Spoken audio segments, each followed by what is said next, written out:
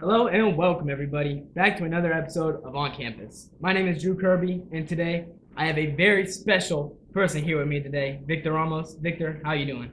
I'm doing good. That's great to hear. And for those who don't know, Victor is on the speech and debate team here for Solano. And at the national tournament at Reno, he won a gold for speech to entertain and a bronze medal for the impromptu speech. So Victor, I want to talk about those speeches a little bit more. Let's start with the gold one. Speech to entertain at gold. What was your speech about? So my topic was predominantly about reclaiming words. Specifically, I touched base on words against communities and specifically the LGBTQ community and how these words that have been created that were meant to tear us down and to put hate on us and taking them back and creating a new light for them. And like that seems like a pretty heavy speech. So how do you add humor into that? What was some of your strategies? Well, the biggest strategy behind it was taking the inspiration from like drag queens.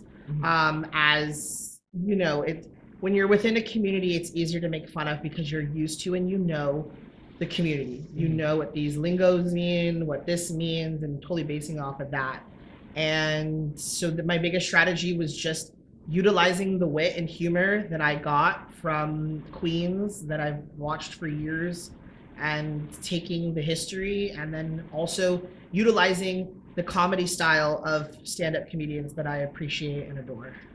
Is there any comedians that you look up to in particular for how you got your humor? Yes. So I have extreme humor, really dark humor. So growing up, the people I looked into were like Joan Rivers, Kathy Griffin, some other more like lighthearted but still a little bit extreme were like Angela Johnson, Fluffy, people like that. Okay, that seems very dope. And how about the bronze speech? Speech for impromptu speech. So you only get 2 minutes for that, correct? Correct. And so what do you use in those 2 minutes to come up with well, first of all, what was your topic that you got? So for impromptu speaking, the topic's different every time. And it's not really a topic, it's more of like a quote where we have to interpret it the way we interpret it. I had a struggle like figuring out where I belonged in like impromptu speaking, because even with my speech to entertain, bringing something totally different to the table with that stand-up comedy aspect to it. And with impromptu speaking, I just didn't know where I fit in because people would go up there and talk very historical and very this and very clean cut, cookie cutter American dream vibes. And I didn't want, I mean, I don't know that stuff. I don't know nothing about no history in America. But what I do know is like LGBTQ history. I know pop culture, those are my jams, music, stuff like that of that nature. So being able to go into impromptu, and my goal every time with impromptu speaking was, it doesn't matter what I talk about, but I want people to leave the round knowing something so important and different that they didn't know before. And how do you do that? What are the strategies? Are they any different from a speech to entertain? Yes, because it's 2 minutes. It's not even 2 minutes. It's like a minute 30 of prep, and you just have to have a library of knowledge in your head. Yeah. You need to like know things, and it's on the spot because every quote's different and every interpretation's different. So what is like the number one way to learn how to improvise speeches like that? Quick wit. Quick wit and understanding how to build a whole theme, because some people are successful at going up there and not being able to have a theme, and they are very successful with that. They can talk about multiple different themes and bring this context all together to interpretation. I couldn't. I liked having a theme. I liked having the structure. So for example, I would go in and I would talk about a person and I would talk about a moment in history. So if I wanted to talk about like the AIDS pandemic, I would talk about the discovery of PrEP and how it prevents AIDS and can make you undetectable. And then I would talk about the many doctors and people who took care of gay people during the AIDS pandemic. Something as simple as that. But there's that cohesiveness where it's both about the same topic, but it's two different things that have two different sets of impact.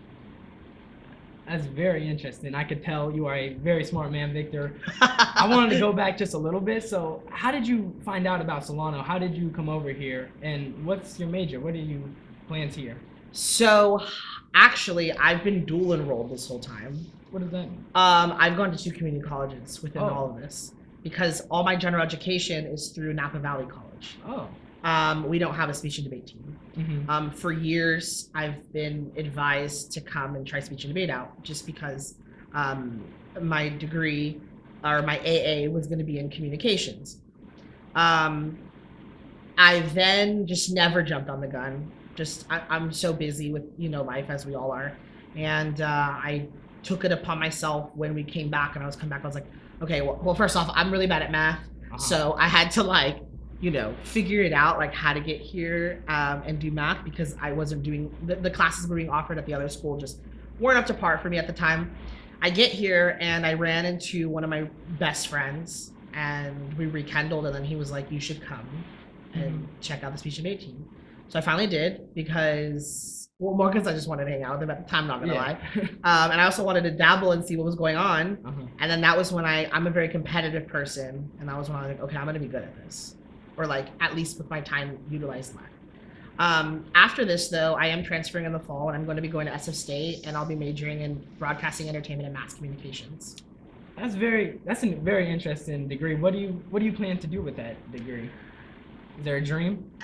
Look, I don't really know exactly where it's going to take me. Maybe I'll be the first news anchor that's fully tattooed, or maybe I'll work behind the scenes.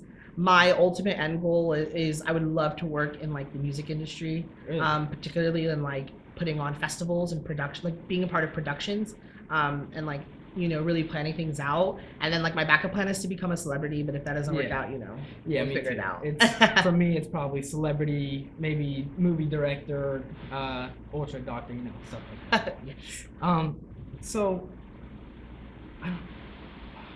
State University, that is a very great goal. So something for us, maybe a speaking class here, for a group of public speaking, what would be the number one goal you would tell them, or maybe a word of advice for how to become a better speaker? You have to get up and do it. I come across individuals who want to do it or try it, and then they don't have the drive or they don't want to get up and practice it. And don't get me wrong, I was not a person where I practiced like every practice time, but that was because of the way I went into comps, and particularly my speech to entertain was based off of who's in the room. So I had to practice in a different, more mental way to build the mental capacity in order to execute that strong wit in the moment. And lastly, what is a memory that you are going to hold on to forever because of this, from this group team?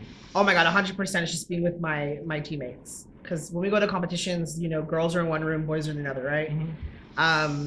I've joked, so it's been multiple competitions that we have all have to sleep in the same room. And this is the first time I've been a part of something. I've been a part of many teams for different activities and extracurriculars.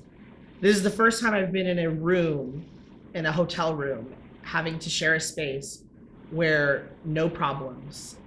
We were cohesive on our scheduling and like how we wanted to do things, no issues. And it's just the first time. So it was really sad within those final weeks because it was like, this is it. Yeah. Like we're not gonna have this moment again. To the point where like when we got back, I was like, so do you guys want to like book a hotel room during the summer and like act like we're at a competition and like run around, but there's actually nothing going on? Like those are the memories, because you only get to live once. You only get to be this age once, and you just have to live it out. I don't think I asked, are you going to be in for a speech and debate team for San Francisco? We will see. I'm dabbling, mainly because I coach a lot of sports, and and I also will be working, trying to survive in the current climate of San Francisco as it is now. And so we'll see what happens. What sports do you teach? Or coach? I teach color guard. Color guard, okay. I teach all over. I know nothing about that. What is? It seems kind of difficult though. It is. It's very difficult if you have no understanding of how your body works or movement. Basically, People always assume color guard is like the military, the people who hold the flags and walk on the field, but it's actually rifles, flags, sabers, and we spin them at a more artistic way with a marching band. Sometimes is usually when you see us, and then we have our own season during the winter, which is called Winter Guard, and that's involving a lot of like movement from contemporary dance to ballet, and so I teach that all over. I get contracted. I work with kids from elementary school all the way to college. That is very interesting, Victor. That's about all I have for today. Thank you so much for your time. Thank you. And again, that's going to do it for this episode of On Campus. Once again, congratulations, Victor Ramos. My name is Drew Kirby, and until next time, take care.